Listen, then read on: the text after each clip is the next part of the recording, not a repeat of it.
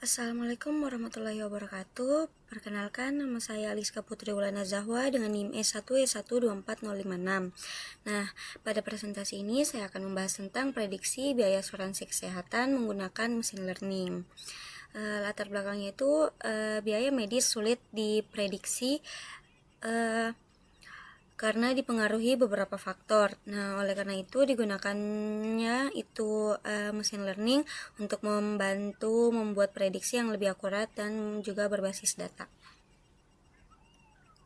Nah, di slide ini ada persiapan library dan tools. Nah, dalam pengerjaan proyek ini saya menggunakan beberapa library untuk library utama itu seperti Pandas untuk pengolahan data, dan juga NumPy untuk perhitungan numerik, serta Matplotlib dan juga Seaborn untuk visualisasi datanya.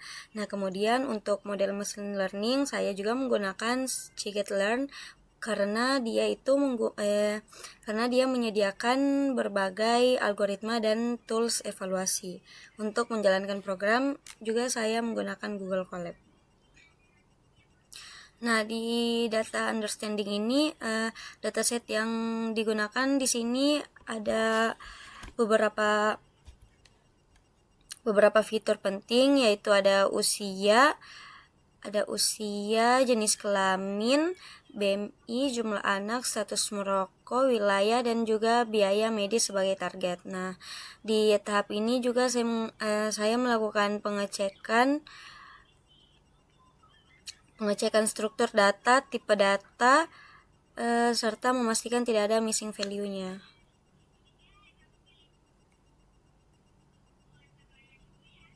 Ini di sini. Ini yang tadi. Nah, di sini non-null.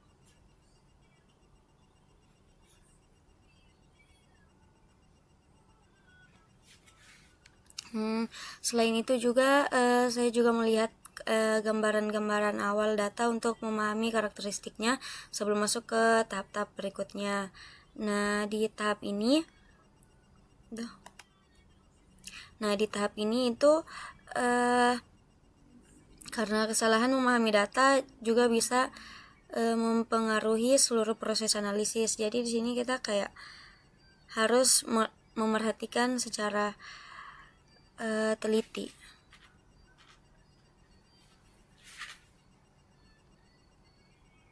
Lalu kita data pre-processing dan handling outliers. Nah, di tahap processing ini data disiapkan agar bisa datanya disiapkan itu agar bisa digunakan oleh model seperti data kategorikal seperti jenis kelamin, status merokok, dan juga wilayah diubah menjadi bentuk numerik yang menggunakan itu encoding. Nah, selain itu dilakukannya penanganan outlier. Di sini dilakukan penanganan outlier karena nilai ekstrim itu bisa mengganggu performa model. Nah, jadi di tahap ini sangat penting karena kualitas data sangat menentukan hasil akhir modelnya. Lalu di sini ada EDA. Nah, di EDA ini saya menggunakan visualisasi untuk melihat pola dan hubungan antar variabel melalui EDA. Kita juga di sini bisa mengetahui fitur mana yang paling berpengaruh terhadap biaya asuransi sehingga membantu dalam proses modeling. Ini seperti yang min, ada juga yang tidak. Sini.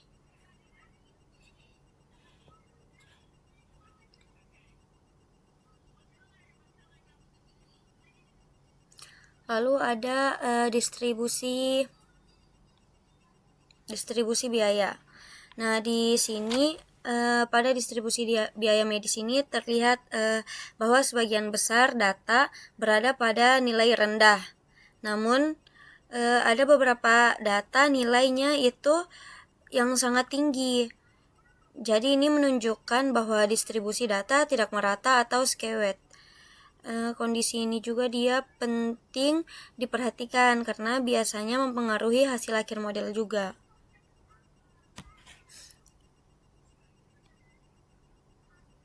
Nah, di sini ada visualisasi distribusi numerik utama.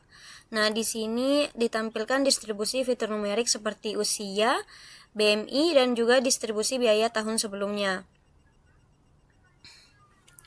Nah, tujuannya ini dia itu untuk melihat bagaimana penyebaran data, apakah penyebarannya itu normal atau terdapat outlier di sini. Lalu ada visualisasi distribusi fitur kategorikal. Di sini ada visualisasi distribusi fitur kategorikal, distribusi jenis kelamin, distribusi perokok, distribusi tipe asuransi. Nah, di sini juga dia membantu memahami komposisi datanya. Di sini. Lalu hubungan fitur kategorikal dengan annual medical cost. Ini nama datasetnya dengan di sini di dalam dataset ini ada annual medical cost-nya. Nah, pada analisis hubungan ini itu terlihat bahwa status merokok memiliki pengaruh yang sangat besar terhadap biaya medis. Nah, perokok cenderung memiliki biaya yang jauh lebih tinggi dibandingkan yang tidak perokok, yang non perokok. Nah, hal ini juga menunjukkan bahwa fitur tersebut sangat penting dalam model prediksinya. Nah, di sini ada data splitting. Di data splitting ini dibagi menjadi data training dan testing.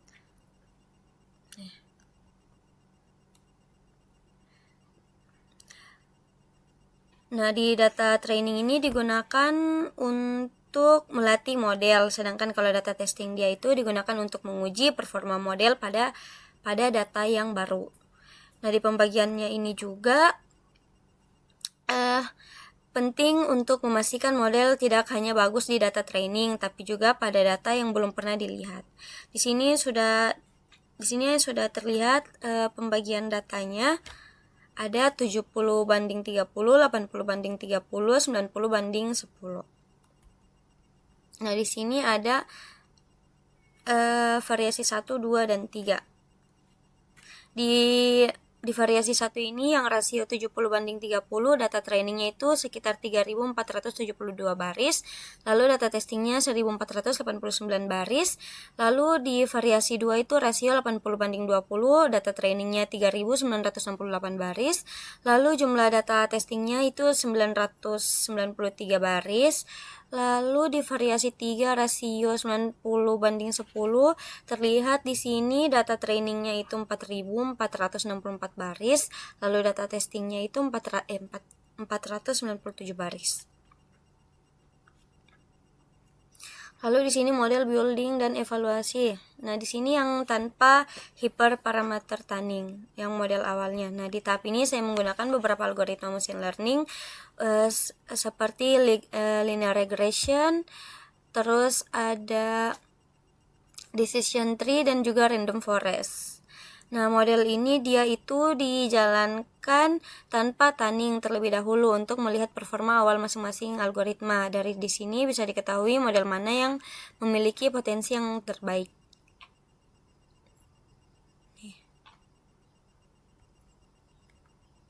Ini ya.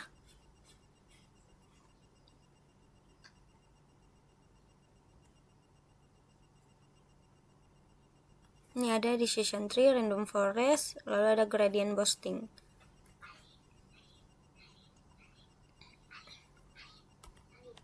Lalu di sini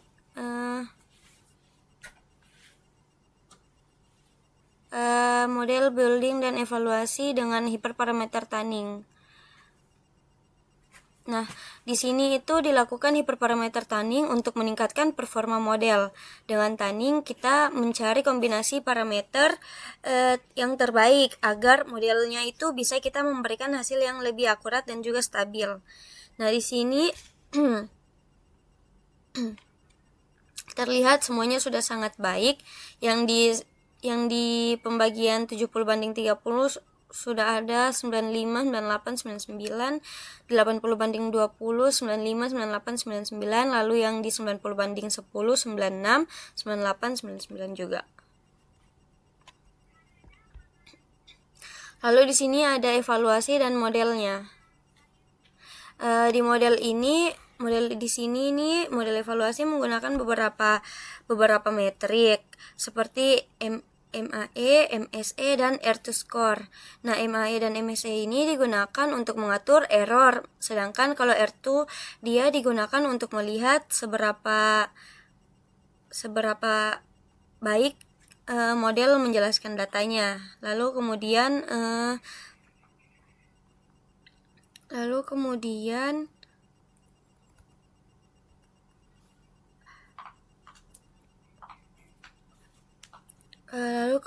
semua model dibandingkan untuk menentukan model terbaik berdasarkan performanya masing-masing. Nih. Nah, jadi kesimpulan dari tugas saya ini yang berjudul prediksi biaya asuransi kesehatan menggunakan machine learning. Kesimpulannya dari tugas-tugas saya ini, dari yang saya presentasikan tadi, machine learning itu dapat digunakan untuk memprediksi biaya asuransi kesehatan dengan cukup baik. Nah, faktor seperti status merokok, usia, dan BMI ini terbukti memiliki pengaruh besar terhadap biaya. Nah, model terbaik yang dipilih di sini itu berdasarkan hasil evaluasi dan tanding yang telah digunakan. Oke, sekian dari presentasi saya. Lebih dan kurangnya saya mohon maaf. Wassalamualaikum warahmatullahi wabarakatuh.